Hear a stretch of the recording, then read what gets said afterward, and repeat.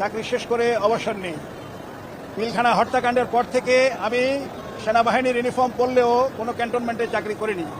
আমার জন্য নির্দেশ ছিল আমি এন্টি আওয়ামী লীগার এবং এন্টি ইন্ডিয়ান, ঢাকা থেকে কমপক্ষে 300 কিলোমিটার দূরে আমাকে রাখতে হবে। এরপর রিটায়ারমেন্টের পরে শ্রদ্ধেয় ম্যাডাম খালেদা জিয়া বিএনপি নেত্রী তার নিরাপত্তার দায়িত্বে আমার সিনিয়র জেনারেল সাহেবরা আমাকে নিয়োগ করেন। শ্রদ্ধেয় জেনারেল আমাদের আকবর সাহেব এবং শ্রদ্ধেয় জেনারেল ইশতিয়াক সাহেব, ওনারা ম্যাডাম খালেদা জিয়ার ওভারঅল সিকিউরিটিটা দেখাশোনা করেন। তো সেই হিসাবে আমাকে দায়িত্বে নিয়োগ করা হয়। আমি আরেকটু বলে ফার্দার যাচ্ছি। আমার রুট, আমার বাপদাদার বাড়ি লক্ষ্মীপুর নোয়াখালী। আমার বাবা বীর মুক্তিযোদ্ধা হাফিজুল্লাহ চৌধুরী, তিনি ছিলেন যুদ্ধে আহত একজন মুক্তিযোদ্ধা। তিনি জেড ফোর্সের ইপিআর কোম্পানি কমান্ডার ছিলেন। এরপরে মামলার বিষয়ে ম্যাডামের দায়িত্ব আমি নিলাম। আমার উপরে চতুর্দিক থেকে শুধু ধামাকা, থ্রাস্ট এবং আঘাত আসতে থাকলো। আমাকে আর্মি হেডকোয়ার্টার থেকে ডেকে বলা হলো যে ম্যাডামের ডিউটি করা যাবে না, কারণ এখানে তুমি কমান্ডো বাহিনীর প্রধান, তোমার সব কমান্ডো এখানে যোগ দিবে, so we get you out. দেশের কোথায় চাকরি লাগবে, কয় কোটি টাকা লাগবে, আসো তোমাকে দিব, কালকে সকালে দিব, বাট ম্যাডাম খালেদা জিয়া, তারেক জিয়া, তাদের সঙ্গে কোনো দায়িত্ব রাখা যাবে না। আমি তাদের বললাম, স্যার আমি পলিটিক্যাল পার্সন না। ম্যাডাম খালেদা জিয়া বলার পরেও আমি বিএনপির পলিটিক্যাল খাতায় নাম লেখাইনি। আমি ম্যাডামকে বলেছি, madam I am a soldier, I would like to die as a soldier. আপনি আমাকে দায়িত্ব দিয়েছেন বিশ্বাসের সঙ্গে, আমি সেই সম্মান এবং মর্যাদায় আছি।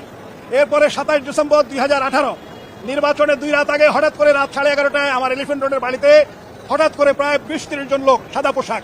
আমি জিজ্ঞাসা করলাম, আপনারা কারা? বললো, স্যার আমাদের পরিচয় দেওয়া যাবে না, আপনাকে যেতে হবে। আমি বললাম, ঠিক আছে। আমি লুঙ্গি এবং গেঞ্জি পরা। আমি বললাম, ঠিক আছে, আমি বাসার ভিতরে গিয়ে আমার কাপড় চেঞ্জ করে আসি। আমার ওয়াইফ 18 BCS এর অ্যাসোসিয়েট প্রফেসর প্রিম রিজভি, তাকে বললাম আমার প্যান্ট দাও।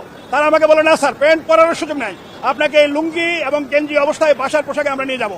তো এরপরে তারা আমার দরজা ভাঙা শুরু করলো। যাই হোক, আমি খুলে দিলাম। আমাকে সবাই 10-12 জন মিলে ধরে আপনার নিয়ে গেল। নিয়ে গিয়ে আমার বাসা 14 তলায়, তার নিচে নিয়ে আমাকে মাইক্রো বাসে বসালো। মাইক্রোতে বসানোর পরে আমার চোখ বেঁধে ফেললো। এরপরে আমি শুনতেছি তারা আমার চোখ বন্ধ করে আমাকে নিয়ে বিভিন্ন জায়গায় ঘুরতেছে, আলাপ করতেছে যে আমরা তো এখন 300 ফিটের একটা ব্রিজ, আমার মনে নাই যে ব্রিজটা ক্রস করতেছি, যে জিজ্ঞাসা করো। এর ভিতরে আমি শুনতেছি তারা আলাপ করতেছে যে প্রতিরক্ষা অ্যাডভাইজার তখন শেখ হাসিনার, আমাদের সেনাবাহিনীর মধ্যে এক কুখ্যাত জালিম সর্দার জেনারেল তারেক, তার রেফারেন্স দিয়ে বলতেছে যে স্যারকে কানে কানে বলেন যে কালকে সকালে 100 কোটি টাকা দিবে, দেশের কোন ব্যাংক থেকে ওনার টাকা লাগবে, উনি রিটায়ার্ড অফিসার, ওনাকে বলেন বড় একটা ব্যবসা চালু করতে। বাট খালেদা জিয়ার সঙ্গে থাকা যাবে না, শ্রদ্ধেয় ম্যাডামের সঙ্গে থাকা যাবে না। এরপরে ডিজিএফআই তখন আবেদিন মিলিটারি একাডেমিতে আমার সঙ্গে ছিল। এই আবেদিন আবার আমাকে একই জিনিস, আবার একই অফার দিল যে স্যার আপনার ছেড়ে দেন। এরপরে আমার অফিসার বর্তমানে বরখাস্ত মেজর জেনারেল জিয়াউল হাসান, সে আমার কোম্পানি কমান্ডার ছিল দীর্ঘ বছর। তো সে এই সবাই এটার সঙ্গে ইনভলভ। পুলিশের তখন ছিল ডিসিটিভি বাতেন, এই বাতেন এটার সঙ্গে ইনভলভ। আর জেলখানায় কেউ বলছে না যে আমি কোথায়, মানে বলা হলো যে তাকে গুম করা হলো। বাট এরপরে আমি শুনেছি সেনা সদর থেকে তাদেরকে বলা হয়েছে, খবরদার ওনাকে গুম করে হত্যা করবে না, ওনাকে জেলখানায় পাঠিয়ে দাও। ম্যাডাম খালেদা জিয়া, তারেক জিয়া, বিএনপির সঙ্গে আপনি থাকবেন না। আমি বললাম, এটা লেখা হলো ম্যাডাম খালেদা জিয়ার সঙ্গে একটা বেইমানি। আমার বাপ দাদা 14 গোষ্ঠী বেইমানি করে নাই। আমার বাবা ছিল সোলজার, আমার দাদা ছিল আসামে মসজিদের ইমাম। I will not do it. পরে ওটা গেল বহু চাপাচাপি, আমি কাগজ কেটে দিলাম। এরপরে নেক্সট কাগজ দিল আরেকটা যে স্যার ম্যাডাম খালেদা জিয়া কোন কোন ব্র্যান্ডের মদ খান সেটা লিখে দেন। আমি got very horrified. I told them, বেটা তোমরা তো পুলিশ অফিসার না, you are behaving like a বেটা স্টুপিড ডানকিস, তোমরা তো আচরণ করতেছো হুলিগানের মতো। একাডেমিতে মিলিটারি কাস্টমস অ্যান্ড ইটিকেটস, ভদ্রতা এবং শিষ্টাচারের উপরে বই আছে, পরীক্ষা দিতে হয়, প্র্যাকটিক্যাল করতে হয়। আপনি কিভাবে কমোডে বসবেন সেটাও শেখানো হবে, আপনি একজন ভদ্র মহিলার সঙ্গে কিভাবে আচরণ করবেন সেটাও শেখানো হবে। আমি ওদের বললাম তোমাদের পুলিশ একাডেমির কি অবস্থা?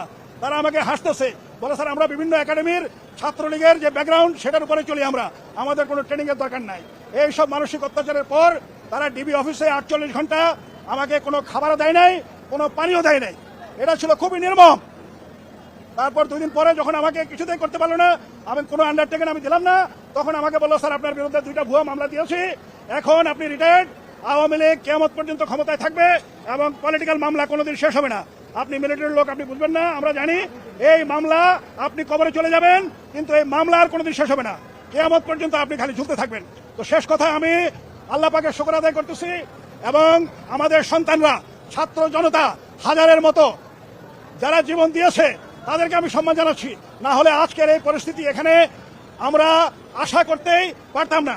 আমার বাড়ি এলিফেন্ট রোড, আমার বাড়ি থেকে পশ্চিমে মাত্র 500 গজ হলো সায়েন্স ল্যাবরেটরি, আর পূবে মাত্র 400 গজ হলো শাহবাগ।